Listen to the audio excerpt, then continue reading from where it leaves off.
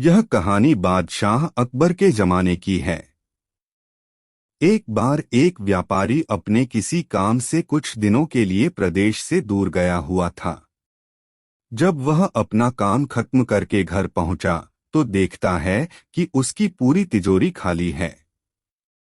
उसकी मेहनत की सारी कमाई चोरी हो चुकी है। व्यापारी घबरा गया और उसने अपने घर के सारे नौकरों को बुलाया। व्यापारी के घर में कुल 5 नौकर थे। व्यापारी की एक आवाज पर सारे नौकर उसके सामने आकर खड़े हो गए। व्यापारी ने उनसे पूछा, तुम लोगों के होते हुए घर में इतनी बड़ी चोरी कैसे हो गई?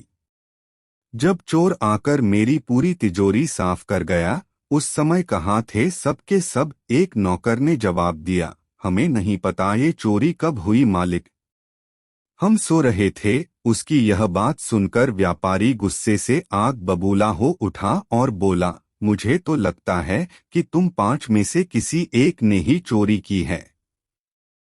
तुम्हारा हिसाब अब बादशाह अकबर ही करेंगे। यह कहता हुआ वो महल की ओर चल पड़ा। बादशाह अकबर अपने दरबार में बैठकर जनता की समस्या सुन रहे थे कि तभी व्यापारी वहां पहुंच गया। व्यापारी ने कहा, न्याय हुजूर, न्याय, मेरी समस्या को दूर करें। बादशाह ने पूछा, क्या हुआ? कौन हो तुम और क्या है तुम्हारी समस्या? व्यापारी बोला, मैं आप ही के राज्य में रहने वाला एक व्यापारी हूँ महाराज। एक जरूरी काम से कुछ दिनों के लिए प्रदेश से बाहर गया था। जब वापस आया तो मेरी सारी तिजोरी लुट चुकी थी। मैं बर्बाद हो गया हुजूर, मेरी मदद करें। यह सुनकर बादशाह ने व्यापारी से कुछ सवाल पूछे, जैसे कितना सामान चोरी हुआ, क्या उसे किसी पर शक है आदि। सवालों के जवाब मिलने के बाद अकबर ने व्यापारी का मामला बीरबल को सौंप दिया और कहा कि असली चोर को पकड़ने में बीरबल उसकी मदद करेंगे। अगले दिन बीरबल व्यापारी के घर पहुंचे। उन्होंने सभी नौकरों को बुलाया और उनसे पूछा कि चोरी की रात वो सभी कहाँ थे। सभी ने कहा कि वो व्यापारी के घर में ही रहते हैं और उस रात भी व्यापारी के घर में ही सो रहे थे। बीरबल ने उनकी बात मान ली और कहा, आप सभी को परेशान होने की जरूरत नहीं है। मेरे हाथ में ये 5 जादुई लकड़ियां हैं। मैं आप सभी को एक एक लकड़ी दूंगा। जो भी चोर होगा उसकी लकड़ी आज रात 2 इंच लंबी हो जाएगी और चोर पकड़ा जाएगा। हम सभी कल यहीं मिलेंगे।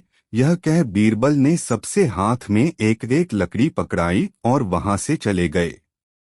दिन ढल गया। अगले दिन बीरबल फिर से व्यापारी के घर पहुंचे और उन्होंने सभी नौकरों को अपनी अपनी लकड़ी के साथ बुलाया। जब बीरबल ने सबकी लकड़ी देखी तो उन्होंने देखा कि एक नौकर की लकड़ी 2 इंच छोटी है। बस फिर क्या था? बीरबल ने तुरंत सिपाहियों को उस नौकर को पकड़ने का आदेश दिया।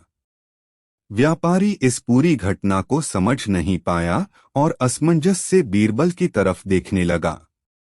बीरबल ने व्यापारी को समझाया कि कोई लकड़ी जादुई नहीं थी, लेकिन चोर को इस बात का डर था कि उसकी लकड़ी 2 इंच बड़ी हो जाएगी और इस डर से उसने अपनी लकड़ी को 2 इंच काट दिया और वह पकड़ा गया। व्यापारी बीरबल की चतुराई